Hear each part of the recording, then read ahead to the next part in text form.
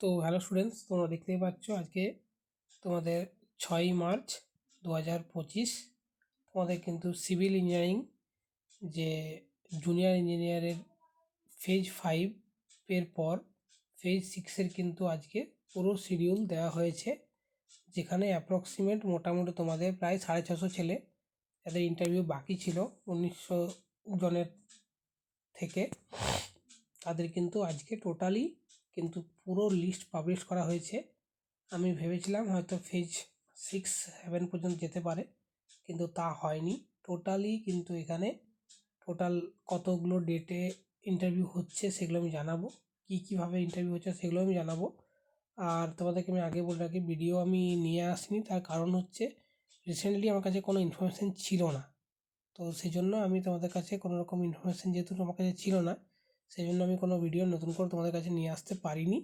তার জন্য আমি দুঃখিত। আজকে যখন দেখলাম যে ওয়েবসাইটে এটা আপলোড হয়েছে, তো সেই জন্য আমি তোমাদের কাছে এটা নিয়ে আসার আমি চেষ্টা করলাম এবং পুরো ইনফরমেশান চেষ্টা করবো তোমাদের সঙ্গে শেয়ার করার। তো দেখো এখানে 6 পেজ লাস্ট পেজ বলে ওরা মেনশনই করে দিয়েছে সিভিল ইঞ্জিনিয়ারিং ব্রাঞ্চের জন্য। এখানেও বোর্ড 1 এবং বোর্ড 2 দুটো বোর্ডে কিন্তু ইন্টারভিউ হবে এবং পুরো লিস্ট কিন্তু পুরোপুরি দেওয়া রয়েছে। আমি পুরো একদম শিডিউল ওয়াইজ তোমাদের চলে যাচ্ছি। দেখো, ডে 1 তোমাদের কিন্তু শুরু হচ্ছে 18/3/2025।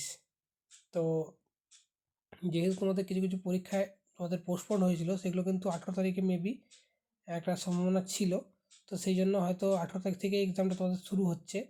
তো দেখো, বোর্ড 1 বোর্ড 2 দুটোই কিন্তু 18 তারিখ থেকে তোমাদের শুরু হচ্ছে। সিমিলার প্রসেসে যেমন তোমাদের 16 জন করে ডাকছিল, সেম 16 জন করে ডাকছে এবং টাইমও তোমাদের সেম 11টা এবং 1:30 থেকে তোমাদের কিন্তু রয়েছে।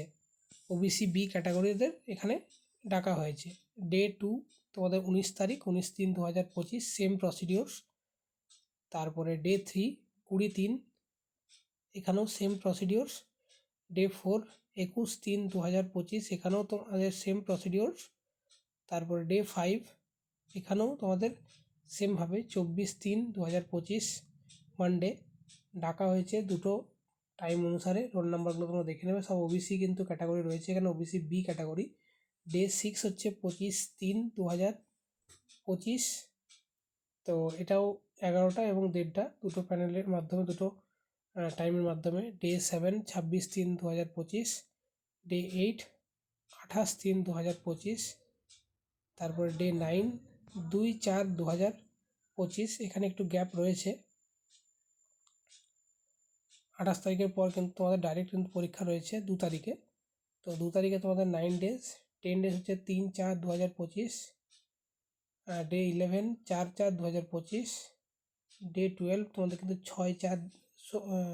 এখানে কিন্তু ডে 12 দেখো, এখানেও কিন্তু গ্যাপ রয়েছে অনেকটা, তো মেবি হোলির জন্য ছুটি থাকতে পারে, তো সেই জন্য 4-এর পর কিন্তু দেখো ডাইরেক্ট তোমাদের কিন্তু 16/4/2025 তোমাদের ইন্টারভিউ আছে। এবং তারপরে ডে 13 হচ্ছে 17/4/2025, এখানেও তোমাদের কিছু গ্যাপ আছে। ডে 14 হচ্ছে 21/4/2025, হয়তো কোনো হলিডে বা কোনো কারণে এইখানে ওকেশন থাকার জন্য ছুটি রয়েছে। 22/4/2025 হচ্ছে ডে 15, ডে 16 হচ্ছে 23/4/2025, তারপর ডে 17 হচ্ছে 24/4/2025, আর ডে 18 25/4/2025, ডে 19 28/4/2025, ডে 20 29/4/2025।